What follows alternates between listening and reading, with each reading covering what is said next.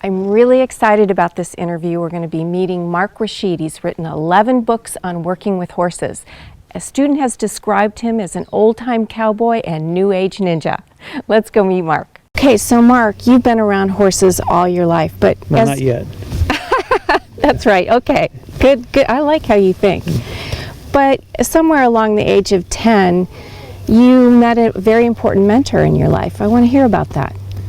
Yeah, when I was real young, just not far from where I lived, there was this guy who had started a little horse ranch there, and I don't know why I was really interested in horses, but I was, and I spent a lot of time with him, and he was a very interesting guy and very helpful and quiet and kind with horses, and since then that's kind of the path that I've been trying to go on, is trying to be as quiet with them as I can. I loved reading that you study Aikido. The art of Aikido is, like horsemanship, is an internal art that's practiced outward. It's a difficult art to master, but what's more important is getting the inside more in a more harmonious fashion, you know, and so so that part of it has helped, even more so than the technique in the horsemanship part of it. But there's more to it, you know. Sure, I would imagine it's a lifelong study. Right. Just like riding horses. Just like working exactly. with horses. Yeah. Now, you travel all over the country giving clinics, and I was thinking about that as I was getting ready to interview you. Well, gosh, how does that work? Because you meet all different styles of riding, all different disciplines of different breeds of horses, and all different kinds of problems. How do you analyze what you're going to work on at each clinic? We kind of look at all of the outward things first, and then we find out what it is that the person wants to do. And if there are any physical issues, can the horse do what the person wants within those boundaries of the physical things, if there are any. And if there are the physical things that the horse has, if they're not bad enough to where it's going to interfere with this, then we start moving in that direction. And if it is something that the horse can't do, you know, then we work with whatever he can do and go from there. We want to find out some of the things that make this horse tick, since he's a complete unknown to us. He was rescued a year ago by me, and that's not him. But prior to our rescuing him, he had been used for a blood donor horse for 6 years. Oh, okay. So he was never, rarely handled except for just bringing indoors to draw blood. And apparently he's got a training past in him that we've been slowly unlocking, and find out he's very well trained. Yes. But he's full of himself, and you know, we're trying to find out how to get these respect issues or gentle leadership issues to have a better, safer ride with him, for example. And you know, horses are like water, so they're just looking for the path of least resistance.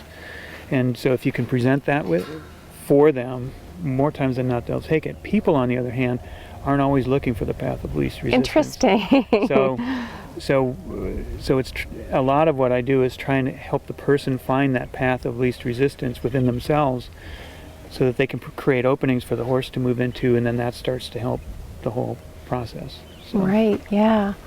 Now let's talk about 11 books you've written on horses and working with horses. That's it seems so like amazing, a lot, doesn't it? Yeah. It really is. And I heard a rumor that one of your books is possibly a Hollywood movie. Yeah, it got picked up last year, and we have the title.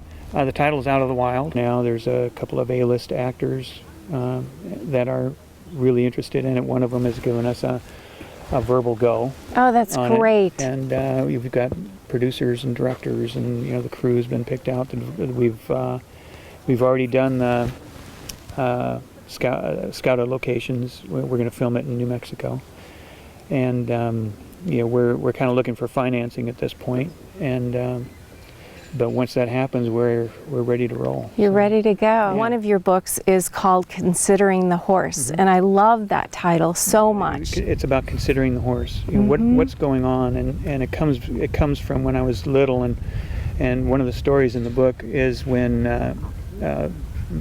Walter, the old man that I worked for when I was a kid, him and I used to travel to another ranch to get hay, but we stopped to watch these guys starting a horse, and while I was watching, and they had him in a round pen, and he was snubbed to a post, and they were throwing a saddle on him and doing all this stuff, and I thought it was quite a show.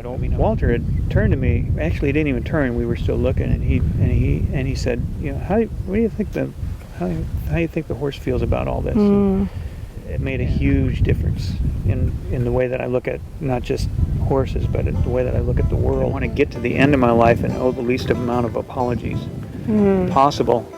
And in order to do that, you kind of have to live your life a certain way. Sure. And it's the same with working with horses. I don't want to have to owe an apology to a horse for doing something that I shouldn't have done. And so it takes some doing, you know, and you don't get it right every day, and you know, but you keep trying, and some days it works out really well, and some days it doesn't, you know. And there's been a lot of horses that I've had to apologize to for things that I did that I maybe should have done differently, but by the same token, those were things that I learned along the way. Yeah. And if people want to get in touch with you, buy your books, what's your website? It's just markrashid.com. Perfect. Yeah. Thank you so much, Mark. Thank you very much. I appreciate it. Yes, me too.